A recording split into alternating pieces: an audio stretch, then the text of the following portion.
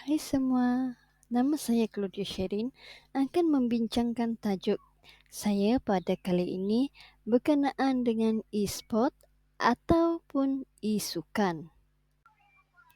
E-sport atau e-sukan merupakan singkatan daripada electronic sport. Ia merupakan satu pertandingan permainan video yang dianjurkan secara profesional di mana pemain atau pasukan bersaing untuk menjadi yang terbaik di dalam permainan tertentu.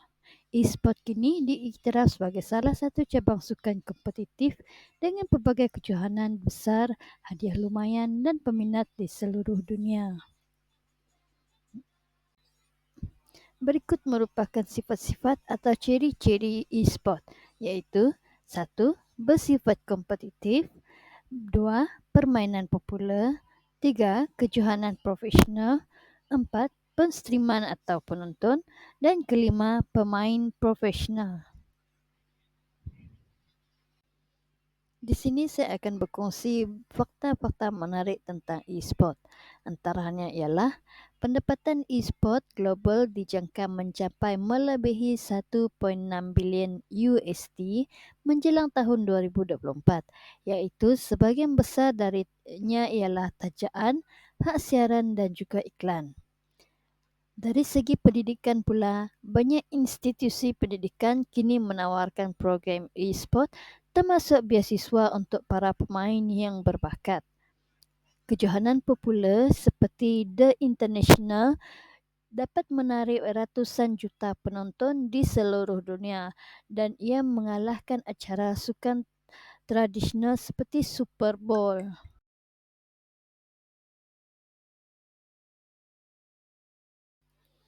Malaysia merupakan salah satu negara yang aktif dalam e-sukan. Ini kerana Malaysia telah memperuntukkan dana untuk pembangunan e-sukan termasuklah menyediakan infrastruktur dan juga peluang untuk pemain. Di samping itu, ia juga dapat melahirkan bakat tempatan. Contohnya seperti pemain Malaysia yang bernama Mushi yang berasal dari Rawang, Selangor. Beliau merupakan pemain e-sukan Dota 2 terulung tanah air yang telah memenangi The International pada tahun 2013 dengan pasukan beliau yang bernama Orange Sport. Pada tahun 2014 pula, beliau telah memenangi tempat keempat dengan tim DK dan kejayaan terbesar beliau ialah bersama pasukan Fnatic apabila berjaya membawa pulang 1.4 juta USD dolar iaitu bersamaan dengan 6.25 juta ringgit Malaysia setelah memenangi tempat keempat pada kejohanan The International pada tahun 2016. Antara permainan popular di Malaysia ialah Mobile Legends, PUBG Mobile, Dota 2 dan juga Valorant. Antara kelebihan e-sport ialah 1. Kelebihan untuk pemain. Permainan e-sport memerlukan strategi, analisis situasi dan juga pemikiran kreatif untuk menang. Pemain belajar bekerja dalam pasukan, berkomunikasi dengan efektif dan memahami peranan masing-masing. Selain itu, e-sukan juga meningkatkan kemahiran fokus dan reaksi pantas, terutama dalam permainan yang memerlukan keputusan segera. Yang paling menarik, e-sport ini juga dapat memberi peluang kerjaya. Di samping sebagai pemain profesional, mereka juga dapat menjadi streamer atau penganalisis e-sukan dengan pendapatan yang sangat lumayan. Dari segi sosial pula, e-sukan menghubungkan pemain dari seluruh dunia membentuk komuniti yang berkongsi minat yang sama. Peluang untuk berjaya tidak mengira usia, jantina atau latar belakang. Sesiapa sahaja boleh berjaya dalam e-sukan asalkan mempunyai bakat dan dedikasi. Di samping itu, ia juga dapat memupuk semangat persaingan yang sihat di mana pemain belajar tentang etika bertanding dan menghormati lawan walaupun dalam situasi kompetitif. Kelebihan dari segi pendidikan pula, pelajar dapat mempelajari kemahiran teknologi dan digital yang relevan dengan dunia moden. Banyak institusi pendidikan menawarkan beasiswa e-sukan. Ia dapat memberi peluang kepada pelajar untuk melanjutkan pendidikan sambil bersaing di peringkat kompetitif. Pembangunan karakter juga dapat dibangunkan melalui e-sukan. Ini kerana e-sukan melatih pemain untuk mengurus tekanan, mengatasi kegagalan dan meningkatkan disiplin diri. Dari perspektif global pula, e-sukan menyatukan individu dari budaya dan negara yang berbeza dan mempromosikan perpaduan global.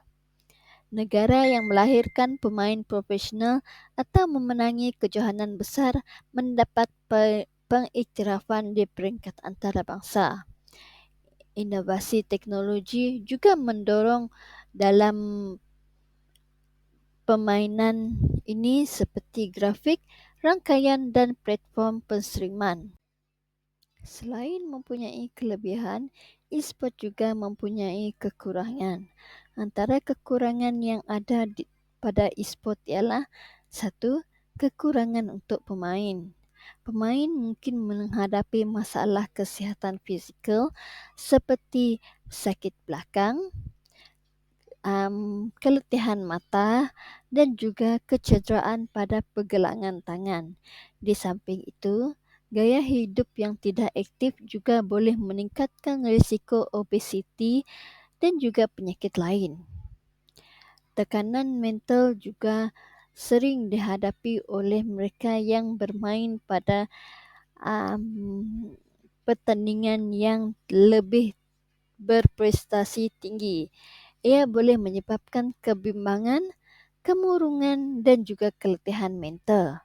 Di samping itu, pemain juga mungkin menjadi ketagih kepada permainan dan mengabaikan aspek lain dalam kehidupan seperti pendidikan, pekerjaan atau hubungan sosial. Dari segi sosial pula, pemain mungkin kurang meluangkan masa dengan keluarga atau rakan di dunia nyata kerana terlalu fokus pada e-sukan. Buli cyber juga akan berlaku.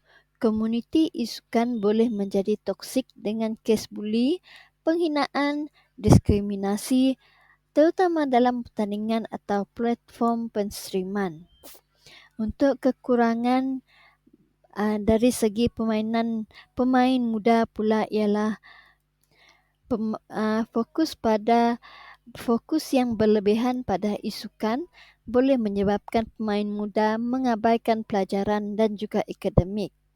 Pembangunan diri juga tidak seimbang kerana terlalu fokus pada kemahiran permainan dan mengorbankan peluang yang lain dalam kemahiran yang lain. Dari perspektif keselamatan pula, keselamatan cyber dan eksploitasi pemain mungkin akan berlaku. Pemain muda atau yang kurang berpengalaman mungkin dieksploitasi oleh organisasi yang tidak bertanggungjawab melalui kontrak yang tidak adil atau tekanan kerja yang melampau. Bagi mengatasi kekurangan ini, terdapat beberapa langkah yang perlu kita ambil. Antaranya ialah meningkatkan kesedaran tentang kesihatan, keseimbangan hidup dan juga pengurusan masa untuk pemain. Di samping itu, pihak kerajaan juga dapat menyediakan akses kepada jurulatih, ahli psikologi dan juga pakar kesihatan untuk pemain. Peraturan yang ketat juga perlu dilakukan, iaitu bagi memastikan integriti pertandingan dengan peraturan dan pengawasan yang jelas untuk mencegah kecurangan atau terjadinya buli cyber. Sokongan kerajaan juga diperlukan bagi menggalakkan infrastruktur dan program yang seimbang untuk membangunkan isukan secara sehat. Pasukan dari tim Malaysia boleh memporak-porandakan seluruh lini dari tim Filipina. Fokus mencegah Midland. Ini bencana, Profesor. Wow, Maudi, straight push sepertinya minion terlalu banyak dan ada 4 minion mau ditabrak kali ini.